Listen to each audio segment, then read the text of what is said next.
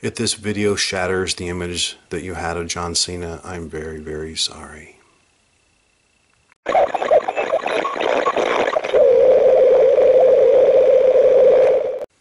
I am Ripper the Clown, the unpredictable cartoon character come alive, and I'm here with a response video of sorts because I've done a couple anti-John Cena videos. I did a video about how he probably won the 2016 Royal Rumble even though he was injured.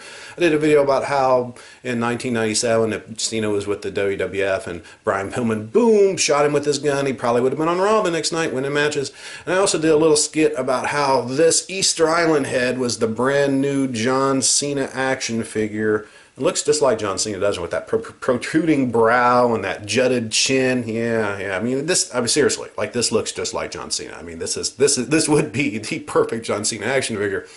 But all joking aside, a couple people sent me emails recently, and they're like, "Rip, man, why do you hate John Cena so much?" And I'm going to tell you why right now. Now, I was never a big fan of John Cena's work whatsoever. And, there are a couple scenarios here that I just want to throw by you first. Sometimes, you're a really big fan of somebody. You like their movies or their wrestling or their music or whatever the case may be. And you meet them, and they're such a horrible, condescending, patronizing asshole that all of a sudden everything that you liked about them is just gone. And you never watch their movies or listen to their music again. I've had that happen. Now, there's also the scenario where you meet somebody and you're not really a big fan. You can take or leave their work, their music, their movies, whatever. And you meet them. And they're such a humble, gracious human being that you can't help but become a big fan of their work. Now, that's happened to me too. Now, the John Cena situation was a little bit different because I never liked John Cena to begin with. I thought he sucked in the ring. He has absolutely ruined the sport of wrestling. So, when I met John Cena in 2004, didn't, none of those two scenarios really worked because I didn't like him anyway, and he was such a complete asshole that it made me hate him even worse. So here's the situation. At the time I had a couple friends working for the WWE, and they had done kind of the area circuit, and I'd gone to like 3 or 4 shows in a row, and the last show was Terre Haute, Indiana. So I was at this show, and I arrived early, and I went backstage, and I was sitting at the production booth, and just minding my own business. The guys were coming out, training in the ring.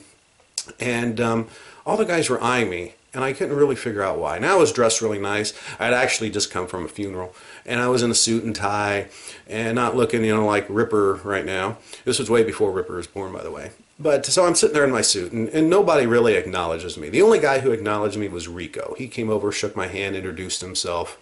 Was really a cool guy. But everyone else was just giving me the eye, looking me up and down. All of a sudden, I feel some movement to my left, and I look over, and John Cena is coming up. And he comes up, and he grabs this chair, the steel chair, and he plonks it right down next to me. He sits right down next to me.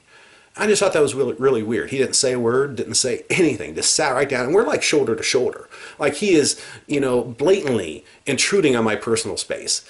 And it was just very strange and kind of bizarre. And again, I wasn't a big fan of the guy.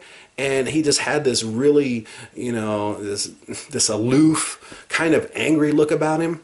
And so I didn't say anything to him. And so the whole time he's just sitting there like either looking down or looking at me. And it was just, again, I can't describe. Just talking about it, I just remember how bizarre it was. So we're sitting there for a while. I'm just trying to mind my own business, I'm just like looking around watching the guys train in the ring. And guys come by and they say hi to Cena and he says hi to him, whatever. But he never acknowledges that he's sitting like shoulder to shoulder with me. And so, again, not a big fan of his work. Really thought that this whole scene was really kind of bizarre. So I have heard for years how charitable John Cena is and how he's done the Make-A-Wish thing. And that's all great. You know what? It's nice for him to do that. But here's the thing. This is what pisses me off. Is because that day in Terre Haute, Indiana, a guy, WWE agent, came up to John Cena as we were sitting shoulder to shoulder. I almost said shitting shoulder to shoulder. That's pretty funny. Shitting shoulder to shoulder with John Cena. So we're sitting there. This agent comes up. He's got a stack of John Cena t-shirts. And he asked John Cena, he's like, "Hey, John, we need you to sign these." It was for some charity or something. And Cena starts bitching and moaning. And his exact quote is, I ain't gonna make no money giving my shit away for free. And that, again, is an exact quote from John Cena, the big charity guy who wants to, who wants to help everybody and travels around seeing all the sick kids. That is what John Cena's response was regarding giving away, 3 or 4 freaking t-shirts. So that really, really just pissed me off. And finally, John Cena got up and left, and it was about showtime, so I went and took my seat, and that was it. After the show, I'm standing there talking to my buddies, and there's a kid in a wheelchair and his dad's there. All of a sudden, I turn around and Eddie Guerrero, who's champ at the time, has his belt over his shoulder. He's got a handful of t-shirts. He's down on his knees talking to this kid, giving him all these shirts, signing the shirts for him, talking with him, taking pictures of him. And that to me is what a real performer does. I mean, I loved Eddie Guerrero. I always have loved Eddie Guerrero. I've met him many times. He was always gracious and amazing guy, very cordial to fans. And that right there, when I think of Eddie Guerrero, I think of that moment when he was down on his knees talking to that boy in the wheelchair. And it just brought a tear to my eye because you could tell that he was making that child so happy. Check out this photo that I took of Eddie Guerrero exactly 1 week before his untimely passing. Look at the defiance in that photo. Look at the attitude. You could tell that Eddie was really playing the heel role to the absolute hilt. He's even got the middle finger out. Eddie rarely gave obscene gestures like that when the cameras were rolling, so I know that I really captured a rare house show kind of moment in this photograph. And after the match, Eddie got on the mic and he told the crowd that he should have been dead 1,000 times and that it was an absolute miracle that he was alive and there on that particular day to perform in front of that crowd.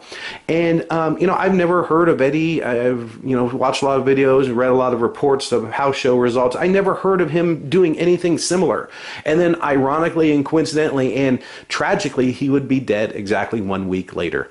And I know there's no video footage of that little Eddie on the mic that night. I wish there was, because I would like to hear it again. But at the same time, I'll always remember it. It'll always be a part of me, because it was touching and emotional and powerful at that moment. And it became even more so 1 week later when he tragically died.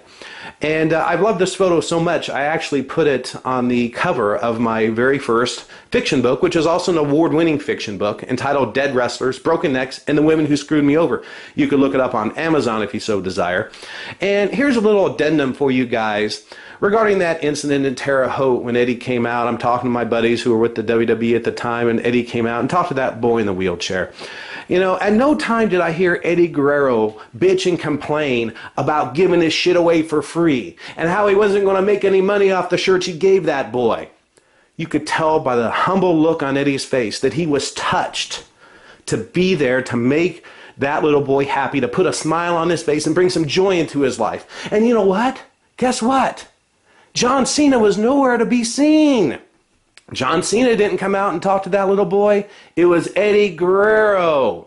That's kind of odd, isn't it? Considering that John Cena, likes to be there for the kids, But yeah, no John Cena on that particular night, just Eddie Guerrero.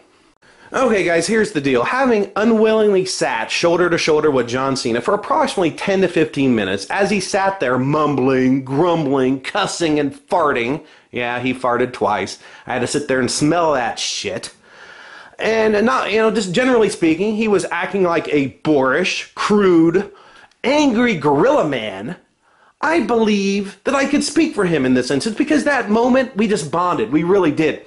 So what I could tell you is this. I believe that John Cena would have been standing right behind Eddie Guerrero in line to hand that little boy in the wheelchair some t-shirts, and by proxy, not making any money off his shit in the process, had there been cameras there rolling.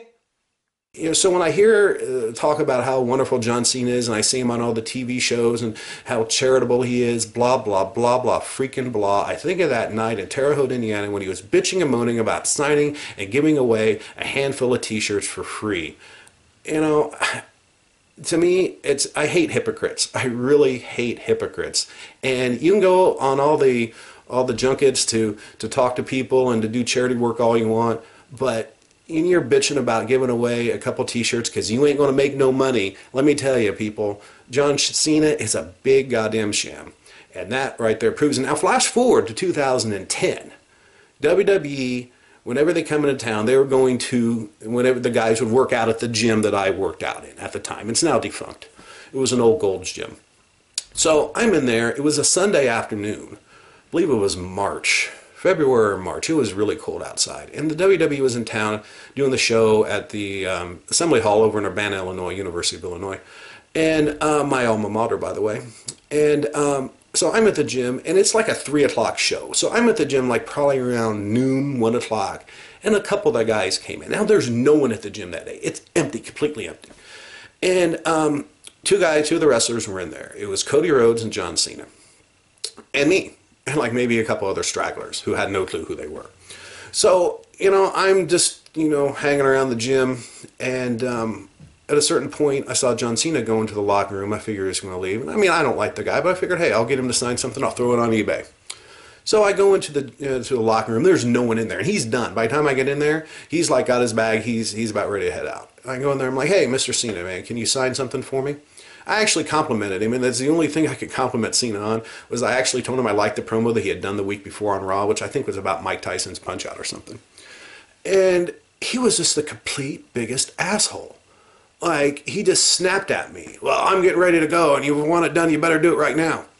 So I'm like, okay. And I'm talking nice, Mr. Cena, sir, blah, blah, blah.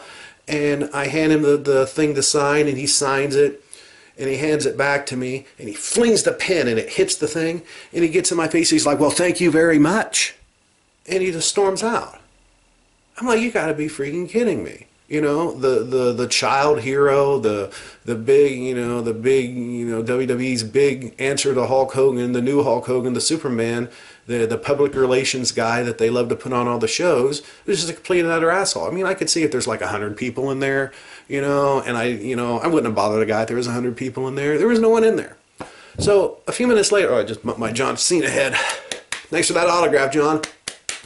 And so a few minutes later, Cody Rhodes is getting ready to leave, and I almost didn't even approach him, but he was just sitting there on a bench in the gym by the locker room, and he had his bag there. I don't know what he was doing. I think he was just wrestling, to be honest. And I went over to him and asked him if he could sign something. He was like the nicest guy in the world, like the complete antithesis of what John Cena just was.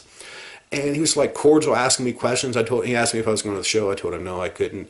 And he's like, yeah, man, weird show, weird time for the show today, blah, blah, blah. And it's cold out. And he didn't, made a comment about how he didn't know how attendance would be, blah, blah, blah. Very nice incident with Cody Rhodes. Again, as I said at the beginning, I wasn't a big Cody Rhodes fan. After that point, after that meeting, I kind of liked his work. It's because that type of interaction will make you a fan of somebody's. So next year, WWE comes through again. Now this time, the owner of the Gold's Gym, the now defunct Gold's Gym, it was during spring break the following year. He had somehow got a call from the WWE that all their guys are going to come in. So he called all his friends. So there was like maybe 30 people in the lobby of Gold's Gym. 30 kids, parents, girls. And John Cena was in there, and everyone was in there that day. The entire freaking roster was there. And, I met Santino and Vladimir Kozlov in the parking lot. Great guys. Very, very, very cool guys,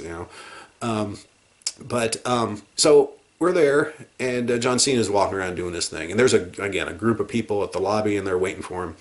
And everyone's coming up to me because I had told everyone at the gym the story about John Cena. And everyone's coming up to me, hey, man, there's your buddy. Why don't you go talk to him? Why don't you go get his autograph again? I'm not talking to that asshole. So the whole time he's at the gym, he's got this really pissed off look, much like the look he had in Terre Haute, much like the look he had, the year earlier in the Gold's Gym locker room. And he's running around doing his thing. Me and my buddy were standing there, and he came out of the locker room. I'm like, let's see how he responds to the kids in the lobby. Because I told him, I've heard that John Cena is, from others, that he's a total asshole unless you're a busty girl or a little kid. So he's coming out of the locker room. He's got this pissed off look on his face. As soon as he rounds the corner to go around to the lobby, bam! Like he turned into the John Cena you see on TV. Goofy grin, forced grin, goofy attitude. And he just turned into that character.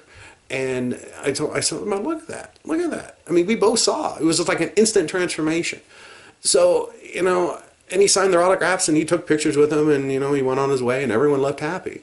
But you know, those two incidents with where I met John Cena, where he's a complete asshole, griping about signing the shirts, and then you know, getting in my face about signing the picture. You know, it's just really, what I can say is this: I hate people who pretend to be one thing. I hate fake people. Ripper the Clown hates fake people. And from my experience with John Cena, you know, he's not the, you know, publicly he may be that charitable guy, but what I saw on both occasions, he's a complete freaking asshole. And my two random encounters with John Cena, for me to encounter him twice, you know, 6 years apart, and he's a complete asshole, I think it pretty much exemplifies who the man is. So you want to know why I hate John Cena? You know, his ring work aside, which is atrocious and it sucks, and he's ruined the sport of professional wrestling. All that aside, I hate John Cena because he's an asshole. I'm Ripper the Clown, and check out my other pop culture comedy videos and pro wrestling videos on my YouTube channel, Ripper the Clown Show. And I say goodbye, and hey, good old John Cena too. Look at that. You can't see me. See you later, John. See you later, guys. Thanks for watching. I hope this answers all your John Cena, Ripper the Clown feud questions.